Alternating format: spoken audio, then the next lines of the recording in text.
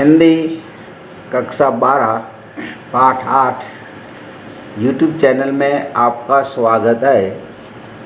आज हम हिंदी के अंदर पाठ 8 जॉर्जटाउन से योहानिसबर्ग महात्मा गांधी जी का जो पाठ है, सत्य ना प्रयोग गांधी जी की जो आत्मकथा है, उसमें गांधी जी ने इस पाठ का अंश दिया गया है। लेखक हैं मोहनदास करमचंद गांधी। जन्म सन 1869 और निधन 1948। महात्मा गांधी का जन्म गुजरात के पोरबंदर शहर में हुआ था। प्रारंभिक शिक्षा राजकुंड में हुई। बैरिस्ट्री की पढ़ाई उन्होंने इंग्लैंड में की तथा दक्षिण अफ्रीका में वकालत के लिए गए। वहाँ हिंदुस्तानियों के अधिकार एवं स्वाभिमान के लिए लड़े। बाद में भारत आकर उन्होंने अंग्रेज़ों के खिलाफ स्वतंत्रता की जंग छेड़ी और उनकी अगुवाई में भारत ने आज़ादी प्राप्त की। वे राष्ट्रपिता कहलाए। सत्यना प्रयोगो गुजराती में लिखित उनकी आत्मकथा एक श्रेष्ठ कृति है जो विश्व की अधिकतर भाषा में अनुदित हुई है। मेरा धर्म, सत्याग्रह, आश्रम का इतिहास, सर्वोदय, मेरे सपनों का भारत, मोहन माला, हिंद स्वराज्य, अनासक्ति योग, दक्षिण अफ्रीका, सत्याग्रह का इतिहास, मंगल प्रभात आदि उनकी प्रमुख रचनाएं हैं। प्रस्तुत कृति उनकी आत्मकथा का अंश है। इसमें जॉर्जटाउन से जोहानिसबर्ग की यात्रा में गांधी जी पर एक गोरे द्वारा किए गए अमानुषिक व्यवहार का वर्णन है। उसका अपमानजनक पीड़ादायक व्यवहार तत्कालीन भारत की हीन दशा का परिचायक है, क्योंकि उस समय विदेशों में साधारणतः भारतीयों की स्थिति एक कुल्ले के समान थी। तो जॉर्जटाउन से जोहानिसबर्ग पाठ का हम पठन करेंगे। ट्रेन सुबह जॉर्जटाउन पहुंचती थी। उन दिनों जॉर्जटाउन से जोहानिसबर्ग पहुंचने के लिए ट्रेन नहीं थी। घोड़ों की सिक्रम थी और बीच में एक रात स्टैंडस्टन में रुकना पड़ता था। मेरे पास सिक्रम का टिकट था। मेरे एक दिन देर पहुंचने के कारण वो टिकट रद्द नहीं होता था। इसके सिवा अब्दुल्ला सेठ ने सिक्रम वाले के नाम जॉर्जटाउन के पते तार भी कर दिया था, पर उसे तो बहाना ही खोजना था। इसलिए मुझे नीरा अजनबी समझकर उसने कहा कि आपका टिकट तो रद्द हो चुका है। मैंने उचित उत्तर दिया, पर टिकट रद्द होने की बात तो मुझे दूसरे ही कारण से कही गई थी। यात्री सब सिक्रम के अंदर ही बैठते थे, लेकिन मैं तो कुल्ली की गिनती में था। अजनबी दिखाई पड़ता था, इसलिए सिक्रम वाले की नीयत ये थी कि मुझे गोरे यात्रियों के पास बैठाना न पड़े तो अच्छा हो।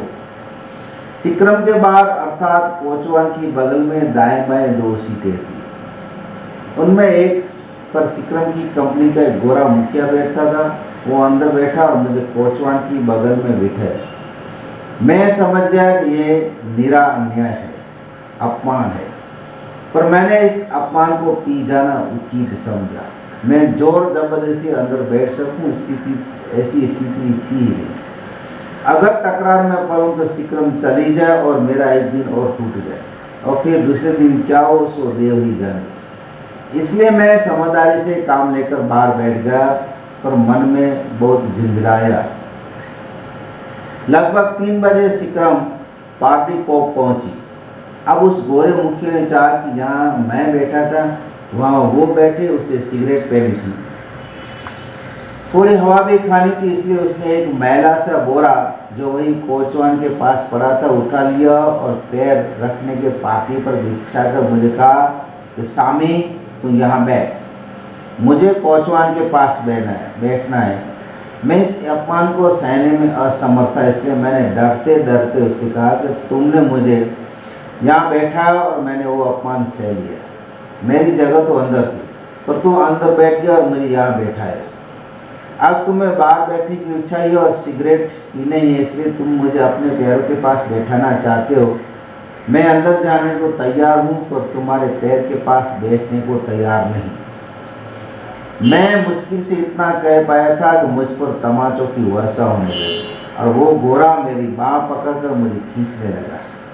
बैठे के पास ही पीतल के सींचे थे। मैंने भूत की तरह उन्हें पकड़ लिया और निश्चय किया कि कलाई चाहे उखड़ जाए पर सींग से न छोड़ूंगा। मुझ पर जो बीत रही थी उसे अंदर बैठे हुए यात्री देख रहे थे। वो गोरा मुझे गालियां दे रहा था, खींच रहा था, मार भी रहा था, पर मैं चुप था। वो बलवान था, मैं बलहीन। यात्रियों में कईयों को दया आई और उनमें से कुछ बोले, अरे भाई, इस बेचारे को वहाँ बैठे रहने दो, उसे नाहक मारो मत। उसकी बात सच है, वो वहाँ नहीं तो उसे हमारे पास अंदर बैठने दो। गोरे का हरगिज नहीं। मैं थोड़ा शर्मिंदा वो जरूर हुआ, अतः उसने मुझे मारना बंद कर दिया और मेरी बाँह छोड़ दी। 2-4 गालियाँ तो ज़्यादा दी, पर एक होटेटाक नौकर दूसरी तरफ बैठा था, उसे अपने पैरों के सामने बिठाकर खुद बाहर बैठा। यात्री अंदर बैठ गए, सीटी बजी, सिक्रम चली। मेरी छाती तो धड़क रही थी। मुझे शक हो रहा था कि मैं जिंदा मुकाम पर पहुंच सकूंगा या नहीं। वो घोड़ा मेरी ओर बराबर घूरता रहा, उंगली दिखाकर बड़बड़ाता रहा, याद रख, स्टैंडर्ड पहुंचने दे, फिर तुझे मजा चखाऊंगा। मैं तो गूंगा ही बैठा रहा और भगवान से अपनी रक्षा के लिए प्रार्थना करता रहा। रात वो स्टैंडर्ड पहुंचे, कई हिंदुस्तानी चेहरे दिखाई दिए। मुझे कुछ तसल्ली हुई। नीचे उतरते हिंदुस्तानी भाई ने कहा, हम आपको ईसा सेठ की दुकान पर ले जाने के लिए खड़े हैं। हमें दादा अब्दुल्ला का तार मिला है। मैं बहुत खुश हुआ। उनके साथ सेठ ईसा हाजी शुमार की दुकान पर पहुंचा। सेठ और उनके मुनीम गुमास्तों ने मुझे चारों ओर से घेर लिया। मैंने अपनी बीती सुनाई। वे बहुत दुखी हुए और अपने कड़वे अनुभव का वर्णन करके उन्होंने मुझे आश्वस्त किया। मैं सिक्रम कंपनी के एजेंट को अपने साथ हुए व्यवहार की जानकारी देना चाहता था। मैंने एजेंट के नाम चिट्ठी लिखी और उस गोरे ने जो धमकी दी थी उसकी चर्चा की, और वो ये आश्वस्त चाहा कि सुबह आगे की यात्रा शुरू होने पर मुझे दूसरी यात्री के पास अंदर ही जगह दी जाए। चिट्ठी एजेंट को भेज दी। एजेंट ने मुझे संदेश भेजा कि स्टेनलेस से भरी सिक्रम आती है और कोचवान वगैरह बदल जाते हैं। जिस आदमी के खिलाफ आपने शिकायत की है वो कल नहीं रहेगा। आपको दूसरे के यात्री के पास जगह मिलेगी। इस संदेश ने मुझे थोड़ी बेफिक्री हुई। मुझे मारने वाले उस घोड़े पर किसी तरह का कोई मुकदमा चलाने का मैंने विचार नहीं किया था, इसलिए मार का ये प्रकरण यहीं समाप्त हो गया। सवेरे ईसा सेठ के लोग मुझे सिक्रम पर ले गए। मुझे मुनासिब जगह मिली और बिना किसी हैरानी मैं उस रात जोहानिसबर्ग पहुंच गया। तो दोस्तों, ये था गांधी जी का जोहानिसबर्ग पाठ। अब उसका दूसरा भाग, जिसमें हम गांधी जी के इस पाठ की थोड़ी चर्चा करेंगे और उसके बाद उसके प्रश्नों को भी चर्चा करेंगे, और वह प्रश्न आपको आपकी नोटबुक के अंदर लिखने का है।